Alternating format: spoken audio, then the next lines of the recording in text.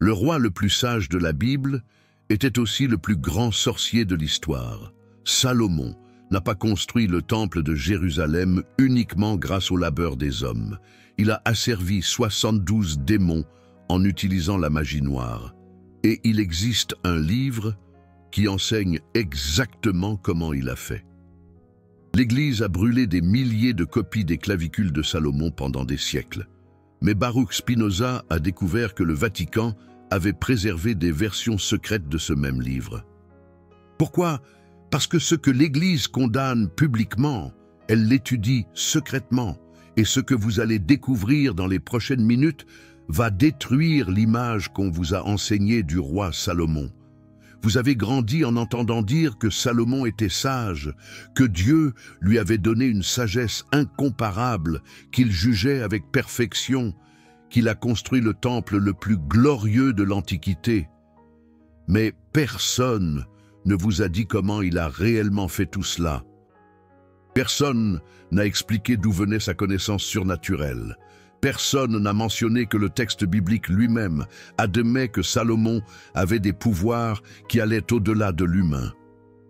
La vérité que Spinoza a découverte dans les manuscrits interdits est plus perturbante que n'importe quel film d'horreur. Salomon était un mage, un praticien de la magie cérémonielle, un invocateur de démons, et l'Église l'a toujours su. En 1654, lorsque Spinoza avait 22 ans, il a eu accès à une bibliothèque privée à Amsterdam. Elle appartenait à un marchand juif qui avait fui l'Inquisition portugaise.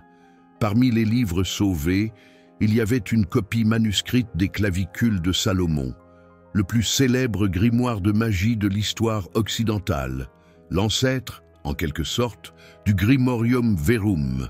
Spinoza a lu le livre en 3 nuits et a noté dans son journal personnel, le 18 juin 1654, « J'ai lu aujourd'hui un texte qui est supposé enseigner comment Salomon contrôlait les esprits. Ce qui me choque, ce n'est pas le contenu magique, c'est que beaucoup des rituels décrits correspondent exactement à des passages obscurs du livre des rois. Se pourrait-il que la Bible soit en train de décrire de la magie et qu'on nous ait appris à la lire comme une métaphore? Cette question a obsédé Spinoza pour le reste de sa vie, et en 1665, 11 ans plus tard, il a trouvé la réponse dans un endroit inattendu, dans les registres de l'Inquisition espagnole. L'Inquisition avait confisqué plus de 2400 copies des clavicules de Salomon entre 1478 et 1650. Mais voici le détail que personne n'a remarqué. Dans les inventaires des livres brûlés, le grimoire apparaissait rarement comme détruit. Il apparaissait comme transféré à la custodia épiscopale. La même histoire que les grimoires de sorcières, confisqués publiquement, préservés secrètement. Spinoza a écrit en 1670 dans le traité théologico-politique « L'Église ne brûle pas la connaissance qu'elle condamne, elle brûle les gens qui la possèdent. La connaissance, elle la garde pour elle. » Mais qui était Salomon réellement? La Bible dit qu'il était le fils du roi David et de Bethsabée, que Dieu lui est apparu en rêve et lui a offert n'importe quoi. Que Salomon a demandé la sagesse, que Dieu a été impressionné et lui a donné non seulement la sagesse, mais aussi la richesse et le pouvoir. Belle histoire. Mais il y a un problème. Le texte hébreu original utilise un mot spécifique pour la sagesse de Salomon, Okma. Ce mot ne signifie pas seulement connaissance intellectuelle, il signifie sagesse magique, connaissance occulte, art de manipuler des forces invisibles liées à la Kabbale. Spinoza savait lire l'hébreu couramment, il a perçu cette nuance que les traducteurs chrétiens ont cachée pendant des siècles. En 1665, il a noté « Quand la Bible dit que Salomon avait Okma, elle ne dit pas qu'il était intelligent. Elle dit qu'il était mage. L'Écriture elle-même l'admet, mais l'Église a traduit le mot de façon à cacher la signification réelle. » Pensez à ce que la Bible raconte à propos de Salomon. Il conversait avec les animaux, contrôlait les vents. commandait les esprits, avait un anneau magique qui lui donnait pouvoir sur les démons, a construit un temple avec des techniques que les architectes de l'époque ne maîtrisaient pas, connaissait les noms secrets de Dieu, a écrit des sortilèges de protection, a créé des talismans puissants. Ce n'est pas la description d'un roi sage, c'est le CV d'un sorcier. Mais laissez-moi vous raconter l'histoire la plus choquante que la Bible raconte à propos de Salomon et que les pasteurs évitent d'expliquer. Elle est dans 1 Roi, chapitre 6. Salomon décide de construire le temple de Jérusalem. Le texte dit que la construction a duré 7 ans, qu'il a employé 150 000 travailleurs, qu'il a utilisé des pierres si parfaitement coupées qu'elles n'avaient pas besoin de mortier, que les pièces de cèdre s'emboîtaient avec une précision millimétrique. Et puis vient le verset le plus étrange de tout le récit. 1 Roi 6,7 dit « La maison, quand on la construisait, a été construite avec des pierres déjà préparées, de telle manière qu'on n'a entendu ni marteau, ni hache, ni aucun autre instrument de fer dans la maison quand on la construisait. Pensez-y, construction dans un silence absolu, sans outils, des pierres qui arrivaient déjà coupées, des bois qui s'emboîtaient sans ajustement. Comment est-ce possible avec la technologie du Xe siècle avant Jésus-Christ? La réponse n'est pas dans la Bible. Elle est dans le Talmud, et elle est terrifiante. Selon le Talmud, traité Gittin 68a, Salomon n'a pas construit le temple avec des humains. Il a construit avec des démons. Le texte est explicite. Salomon a capturé le roi des démons, Asmodée, en utilisant un anneau magique gravé avec le nom secret de Dieu. Ensuite, il a forcé Asmodée à révéler l'emplacement du Shamir. Le Shamir était une créature ou un objet magique capable de couper la pierre sans outil, aucun bruit, aucun instrument. Seul le Shamir touchait la pierre et elle se divisait parfaitement. Salomon a utilisé le Shamir pour couper les pierres du temple et a utilisé des démons esclavagisés pour transporter les pièces. Cela ressemble à une légende absurde, n'est-ce pas? Mais réfléchissez à nouveau. Comment un texte religieux explique-t-il une technologie avancée qu'il ne comprend pas? Il l'appelle de la magie, il l'appelle des démons, il l'appelle divin. Ce que le Talmud peut être en train de décrire, sans le savoir, c'est une technologie perdue. Peut-être des outils de coupe si avancés pour l'époque qu'ils semblaient magiques. Peut-être des techniques d'ingénierie si sophistiquées qu'elles ont été attribuées à des êtres surnaturels. Et Spinoza aperçut exactement cela. En 1668, il a écrit une analyse du récit de la construction du temple où il commentait « Quand des textes anciens décrivent des événements impossibles, nous ne devons pas conclure qu'il y a eu un miracle. Nous devons conclure qu'il y a eu une technologie que l'auteur ne comprenait pas. Les démons de Salomon peuvent être des métaphores pour des travailleurs esclavagisés. Le Shamir peut être une métaphore pour des outils de coupe avancés. La magie peut être une métaphore pour l'ingénierie, une approche très lumière finalement. Mais voici ce qui va vous faire mettre la vidéo en pause. Si cette interprétation est juste, cela signifie qu'il existait une technologie à l'époque salomonique plus avancée que ce que nous admettons, et cette technologie a été perdue ou cachée. Et les clavicules de Salomon pourraient être justement le manuel technique de cette technologie perdue. Déguisé en livre de magie pour protéger la connaissance des autorités religieuses qui la condamneraient. Laissez-moi vous donner un exemple concret de comment cela fonctionne. La Clavicula Salomonis enseigne comment faire un cercle magique de protection. Elle instruit de dessiner un cercle de 3 mètres de diamètre, de graver des noms divins en hébreu sur les bords, placer des bougies aux points cardinaux, brûler un encens spécifique. Prononcer des invocations à des moments astronomiques précis, cela ressemble à un rituel surnaturel, n'est-ce pas? Mais analysons les éléments séparément. Un cercle de 3 mètres, un espace physique défini qui crée une barrière psychologique, un théâtre d'opérations délimité, un espace sacré en quelque sorte, des noms divins en hébreu, des MOTS de pouvoir qui activent la mémoire ancestrale et induisent un état mental altéré, un mantra, une vibration, des bougies aux points cardinaux, un éclairage stratégique qui crée une atmosphère et marque les directions, une orientation spatiale, un repère dans l'inconnu, un encens spécifique, une fumée aux propriétés psychoactives légères qui facilite la transe, une altération chimique de la conscience, une porte vers d'autres perceptions, des invocations à des moments astronomiques, un timing calculé lorsque les influences environnementales naturelles sont alignées. Une optimisation temporelle, une synchronisation avec le cosmos. Joignez le tout, ce n'est pas de la magie, c'est de l'ingénierie de l'état mental. Un protocole pour induire un focus extrême en combinant des éléments visuels, auditifs, olfactifs, spatiaux et temporels. Une manipulation savante des sens. Et ça fonctionne. Non pas parce que cela invoque une protection surnaturelle, mais parce que cela conditionne l'esprit à un état de concentration profonde. Immune aux distractions, un ancrage dans le moment présent, Baruch Spinoza a perçu exactement cela lorsqu'il a participé à un rituel judaïque en 1663. C'était une cérémonie kabbalistique utilisant des techniques semblables à celles des clavicules de Salomon. Il a décrit l'expérience. Après 40 minutes de rituel, tous les participants sont entrés dans un état de conscience altéré. Pas par magie, mais par un conditionnement sensoriel combiné. Le rituel est une technologie de neuroplasticité, une reprogrammation du cerveau.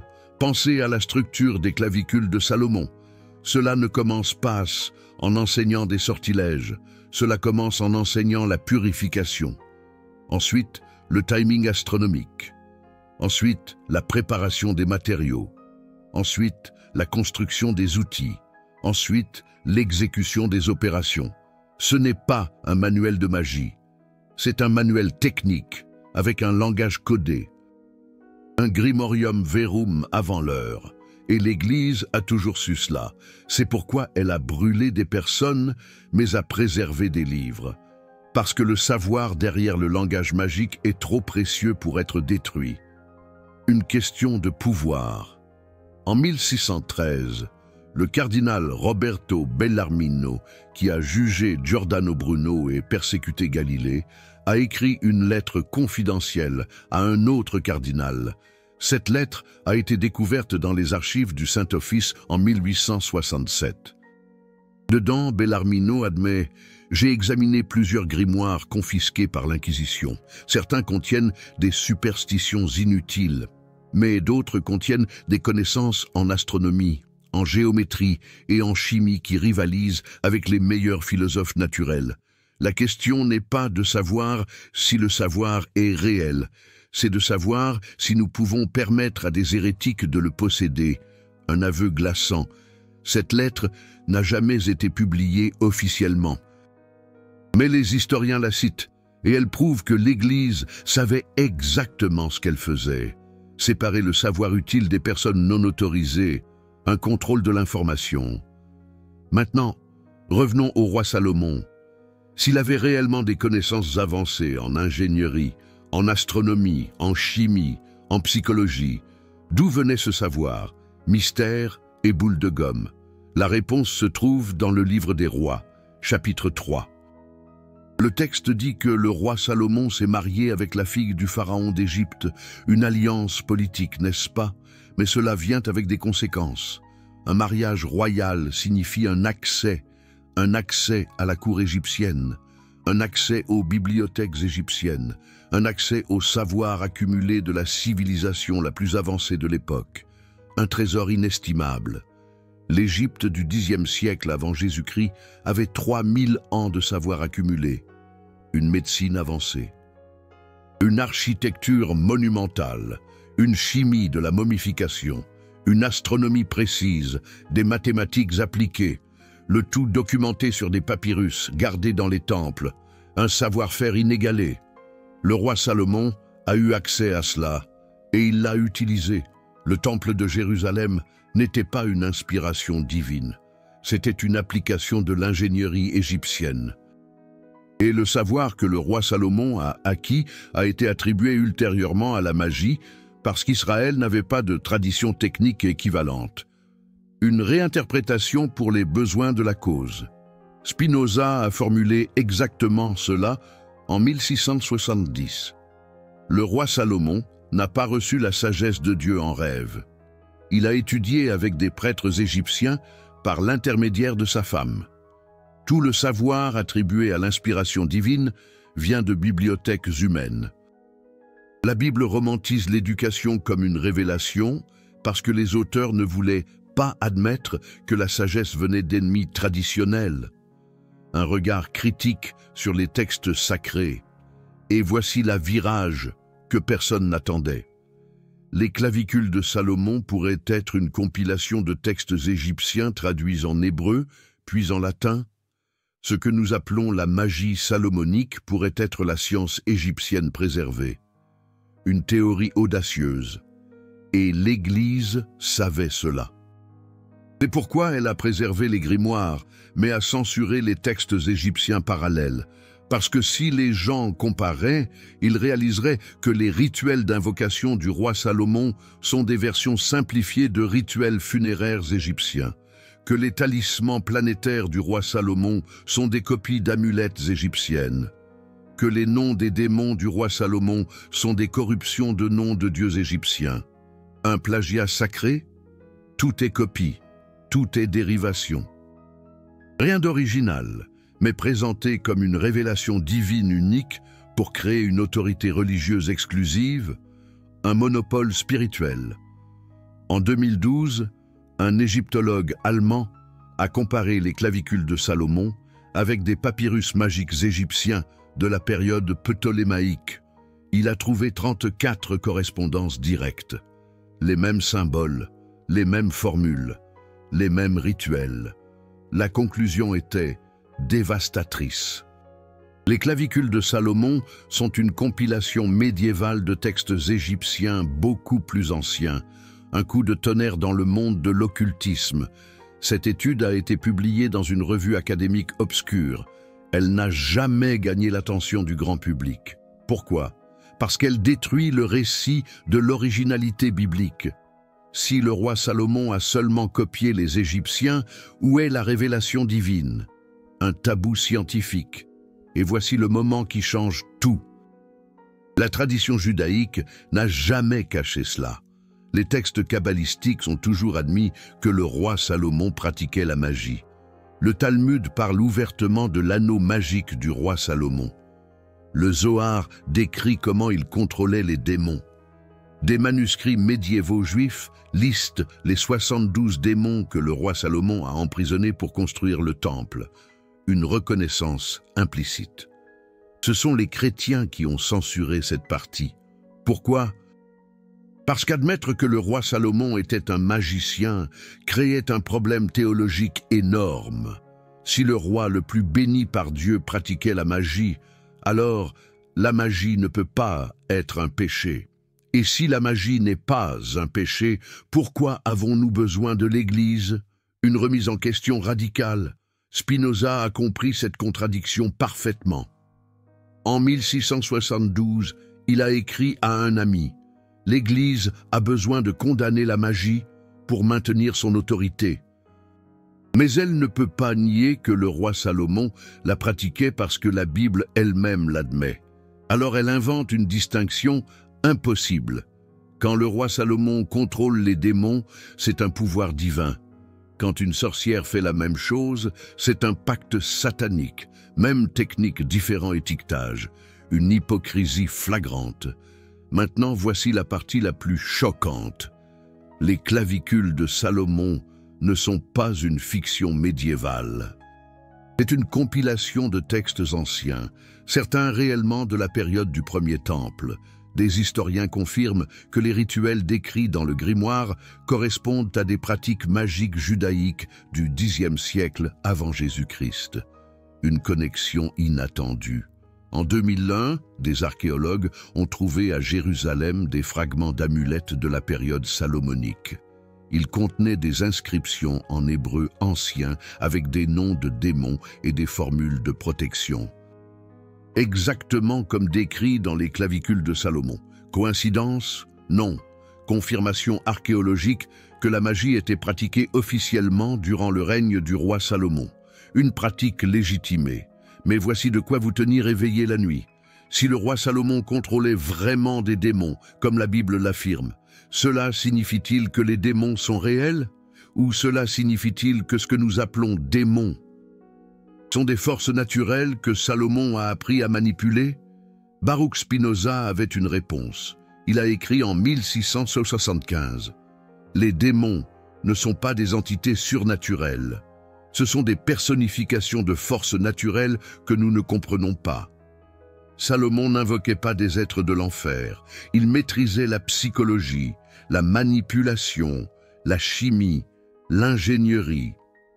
Les 72 démons sont des métaphores pour 72 techniques de contrôle. Chaque démon représente un type différent de connaissances appliquées. Cette interprétation est révolutionnaire.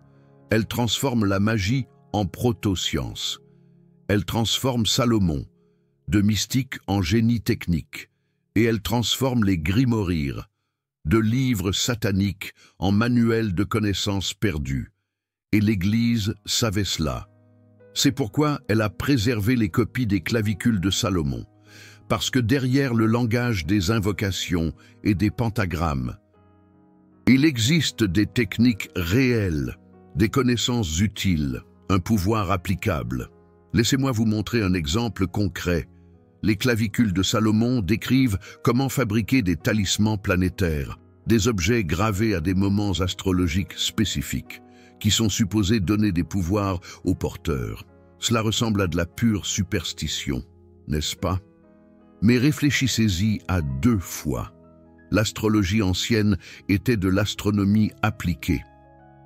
Marquer des moments planétaires spécifiques signifie calculer des positions astronomiques. Graver des symboles sur des métaux spécifiques signifie maîtriser la métallurgie, consacrer des objets dans des rituels, signifie appliquer la psychologie de programmation mentale. Ce qui semble de la magie est en réalité une connaissance interdisciplinaire. Astronomie, chimie, psychologie, ingénierie. Salomon n'avait pas de super-pouvoir. Il avait une éducation multidisciplinaire, à une époque où c'était trop rare pour être distingué de la magie. Spinoza aperçut cela en 1663, quand il a comparé des descriptions des clavicules avec des textes de philosophie naturelle qu'il étudiait. Il a noté « Les mêmes principes que les alchimistes utilisent pour transformer les métaux sont décrits dans le Grimorium comme des invocations de démons de la terre. Même chimie, langage différent. » La magie de Salomon était de la science avec un habillage mystique, mais voici le revirement que personne n'attendait. Les clavicules de Salomon n'enseignent pas seulement des techniques, elles enseignent un système complet de contrôle. Pas de démons, de personnes. Pensez à la structure du texte. Premièrement, il enseigne comment créer de l'autorité à travers des symboles. Ensuite, comment utiliser le timing pour impressionner les audiences. Ensuite, comment manipuler les attentes à travers le rituel. Ensuite, comment consolider l'obéissance à travers la peur contrôlée. Ce n'est pas un manuel de magie, c'est un manuel de leadership autoritaire. Et Salomon n'utilisait pas ces techniques pour contrôler des démons.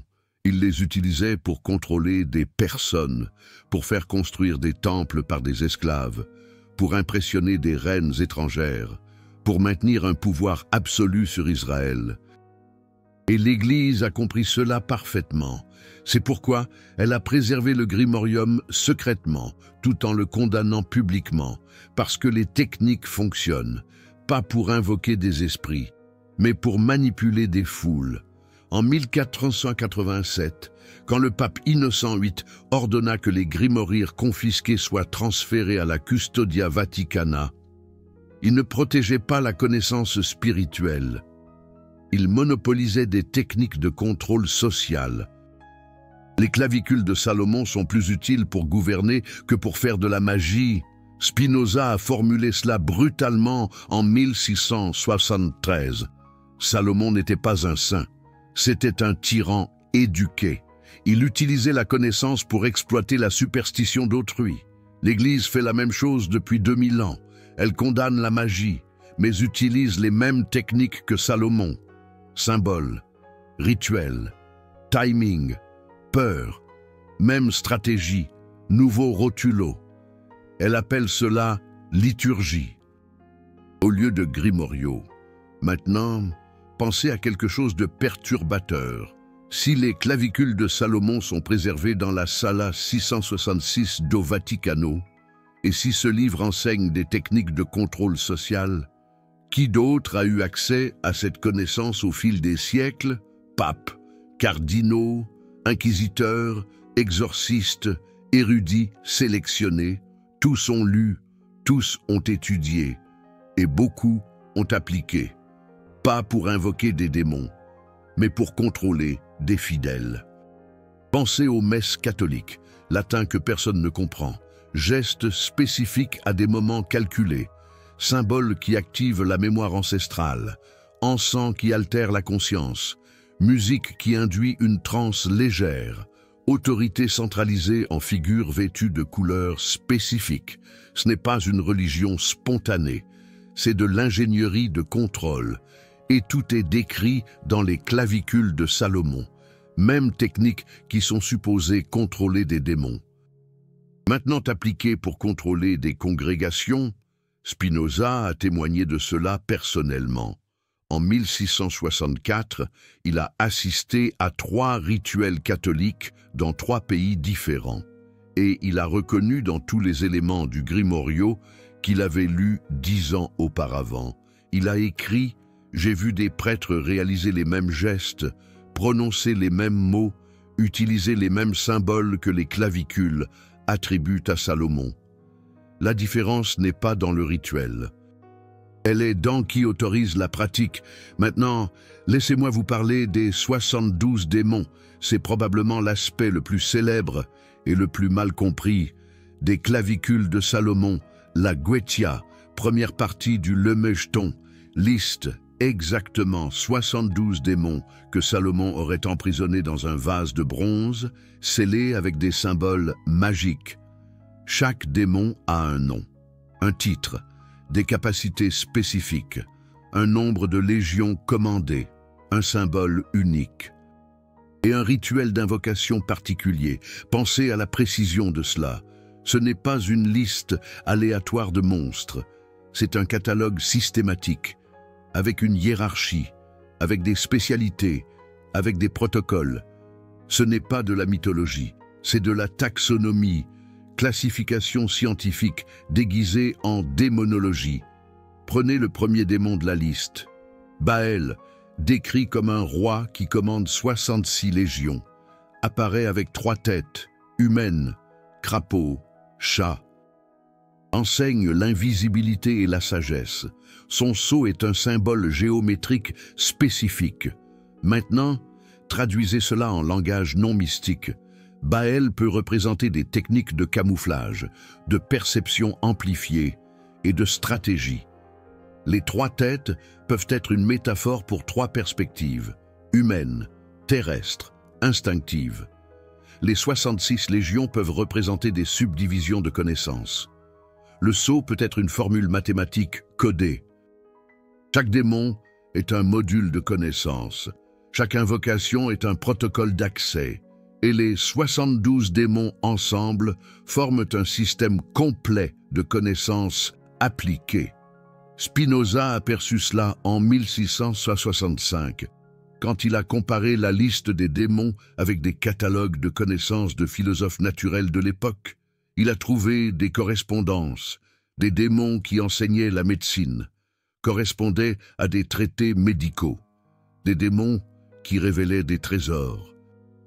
correspondait à des textes de Minérasan, des démons qui causaient l'amour, correspondait à des manuels de rhétorique et de séduction.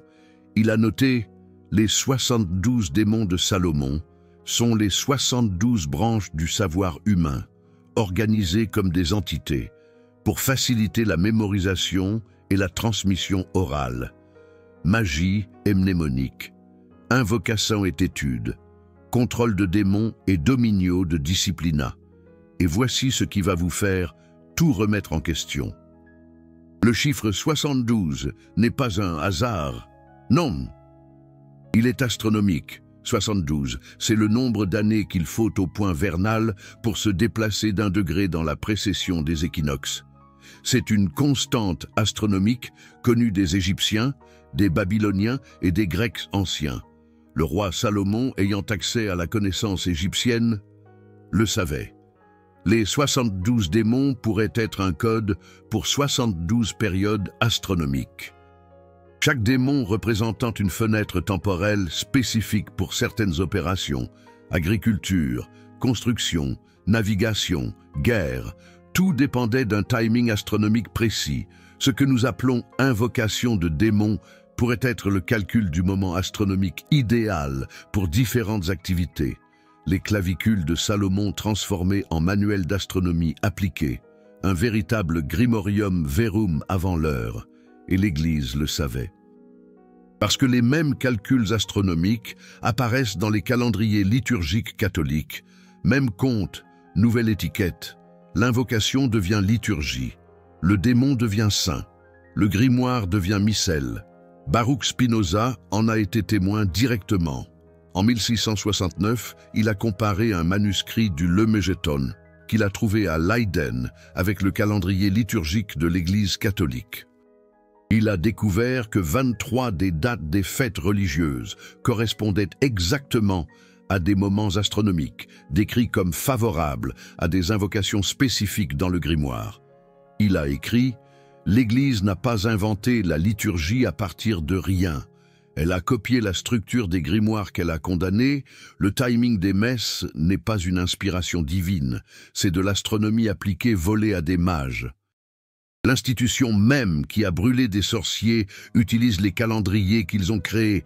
Quelle ironie! Mais voici quelque chose d'encore plus perturbant.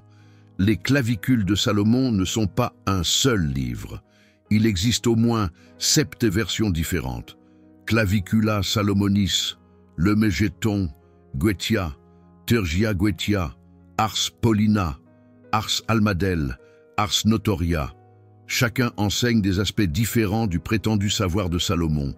On dirait presque les différents courants de la Kabbale. La Guetia enseigne l'invocation de démons infernaux. La Theurgia Guetia enseigne l'invocation d'esprits aériens. Ars Paulina enseigne l'invocation d'anges planétaires. Ars Almadel enseigne l'invocation d'anges altitudinaux. Ars Notoria enseigne des techniques de mémorisation et de cognition. Pensez à la spécialisation. Chaque texte couvre un domaine différent, mais tous sont attribués à Salomon. Pourquoi? Parce que Salomon est devenu une marque, un sceau de qualité. Si un texte voulait de l'autorité, il disait « venir de Salomon ». C'est exactement ce qui arrive avec les textes apocryphes du Nouveau Testament. Des dizaines d'évangiles falsifiés, attribués à des apôtres pour gagner en crédibilité. Même stratégie, même falsification, mais avec les grimoires, l'Église a préservé au lieu de détruire. Pourquoi?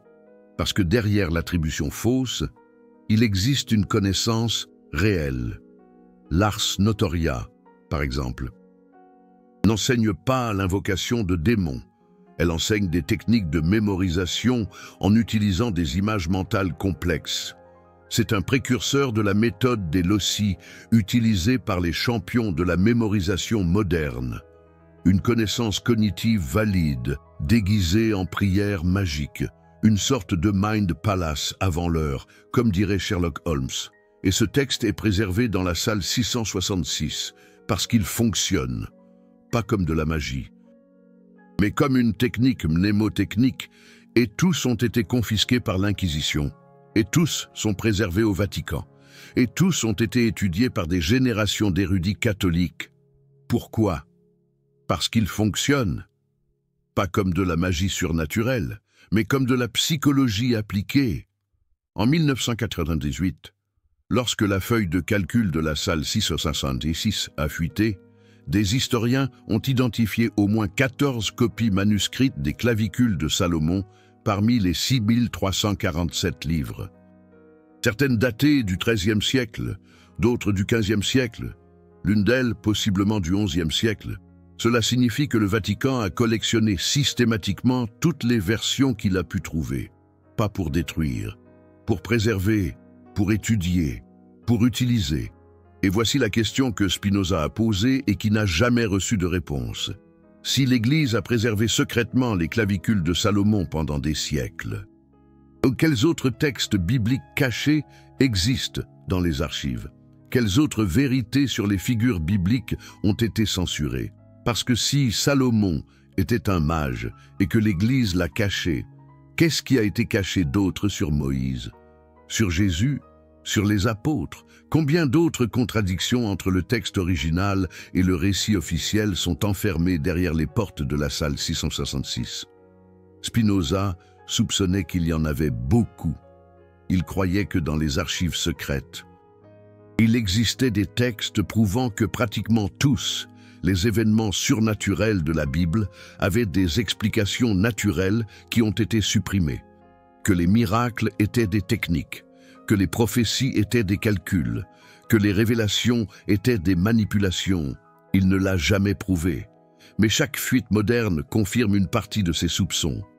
Des manuscrits découverts montrent Jésus étudiant en Égypte. Des textes gnostiques révèlent des enseignements censurés. Des documents archéologiques prouvent qu'une grande partie de l'Ancien Testament a été éditée politiquement. Et les clavicules de Salomon ne sont qu'un exemple. Un parmi des milliers de textes que l'Église a confisqués, préservés et cachés, chacun révélant des vérités qui défient les récits officiels, des vérités que des penseurs des Lumières auraient adoré débattre. Vous venez de découvrir que le roi le plus sage de la Bible était aussi le plus grand sorcier de l'Antiquité, que l'Église a brûlé des gens pour avoir possédé des livres qu'elle a elle-même préservés secrètement, que les techniques magiques attribuées à Salomon sont en réalité de la psychologie et de l'ingénierie avec un langage mystique.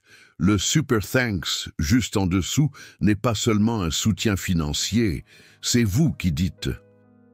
Je ne vais plus accepter les contradictions sans remettre en question.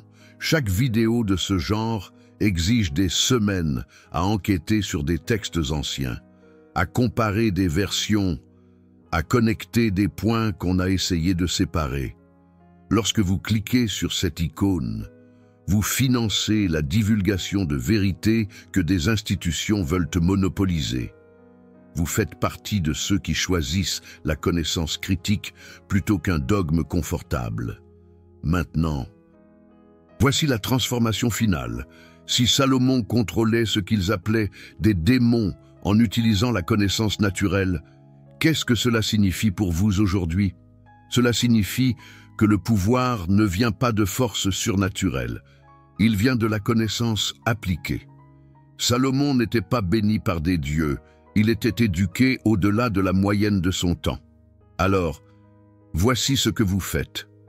Arrêtez d'attendre des pouvoirs magiques. Commencez à accumuler des connaissances multidisciplinaires. Étudiez la psychologie pour comprendre la manipulation. Étudiez la chimie pour maîtriser les transformations. Étudiez l'astronomie pour calculer les schémas. Étudiez l'ingénierie pour construire l'impossible. Salomon n'avait pas de super-pouvoir. Il avait des bibliothèques, un accès à la connaissance égyptienne, babylonienne, phénicienne. Il a étudié, il a appliqué. Et il a été considéré comme un mage, parce que la connaissance avancée est indiscernable de la magie pour qui est ignorant. Spinoza a enseigné que la vraie sagesse n'est pas d'attendre une révélation divine, c'est de rechercher la connaissance humaine. Ce n'est pas d'invoquer des démons, c'est de comprendre les forces naturelles. Ce n'est pas la foi aveugle, c'est l'investigation rationnelle. Un peu comme les principes des Lumières. Les clavicules de Salomon existent. Elles sont préservées au Vatican. Elles enseignent des techniques qui fonctionnent, pas comme de la magie surnaturelle, mais comme de la psychologie, de la chimie, de l'ingénierie déguisée en rituel. C'est documenté. Point final. Vous pouvez le vérifier dans les inventaires partiels qui ont fuité, dans les études universitaires sur les grimoires médiévaux, dans les recherches sur la magie salomonique. Mais surtout, le plus important que Baruch Spinoza vous enseignerait, c'est de ne croire ni moi, ni personne d'autre. Enquêtez vous-même sur les grimoires disponibles publiquement. Comparez-les avec les textes bibliques originaux en hébreu. Analysez les techniques décrites avec un regard scientifique. Vous découvrirez alors que la magie du roi Salomon était en réalité de la science primitive et que la plus grande magie consiste à faire croire aux gens que la connaissance naturelle est un pouvoir surnaturel. L'Église a caché des grimoires pendant des siècles, pendant 1000 ans, mais elle n'a pas réussi à cacher qu'elle les avait cachés. Des registres existent, des inventaires fuitent, la vérité émerge, comme un fleuve souterrain qui finit toujours par rejaillir. Votre tâche n'est donc pas de mémoriser ce que je vous ai raconté, mais de développer un esprit critique. Prenez n'importe quel récit religieux, concernant n'importe quelle figure historique. Recherchez les textes originaux, comparez-les avec les versions officielles. Identifiez ce qui a été omis, ce qui a été édité, ce qui a été réinterprété. Le roi Salomon était un mage, mais sa magie, c'était sa connaissance, un savoir jalousement monopolisé, et ce monopole génère du pouvoir, un pouvoir qui corrompt les narrations. Et ces narrations contrôlent les masses. N'est-ce pas? Et voici la leçon finale que Baruch Spinoza nous a léguée. Les clavicules de Salomon ne sont pas un simple livre du passé. C'est un manuel intemporel sur la façon dont la connaissance est codifiée, préservée et transmise à travers les générations lorsque les autorités tentent de la supprimer. La magie est une cryptographie. L'invocation est une mnémonique. Les démons sont des métaphores. Et tout cela fonctionne. Parce que les humains trouvent toujours des moyens de préserver les connaissances importantes, même lorsqu'ils sont forcés de les déguiser. La vérité sur le roi Salomon est simple. Il savait des choses que les autres ne savaient pas. Il a utilisé ce savoir pour exercer son contrôle, et il a été mythifié par des générations. Mais derrière le mythe se cache un homme qui a étudié, appliqué et dominé, non pas grâce à des dieux, mais grâce à des livres, à des manuscrits anciens, à une sagesse occultée. Et ces livres existent toujours, enfermés, déniés, mais préservés, car les institutions savent pertinemment que la connaissance, c'est le pouvoir. Un pouvoir qui doit être monopolisé pour être véritablement efficace. Alors, dites-moi dans les commentaires, si vous aviez accès au Grimorium Verum original du roi Salomon, quelle technique apprendriez-vous en premier? Choisissez-en une et expliquez pourquoi. Je lirai tous les commentaires et répondrai aux plus intéressants. C'est votre chance d'exprimer quel type de connaissance vous pensez changerait votre vie si elle était réellement comprise et appliquée.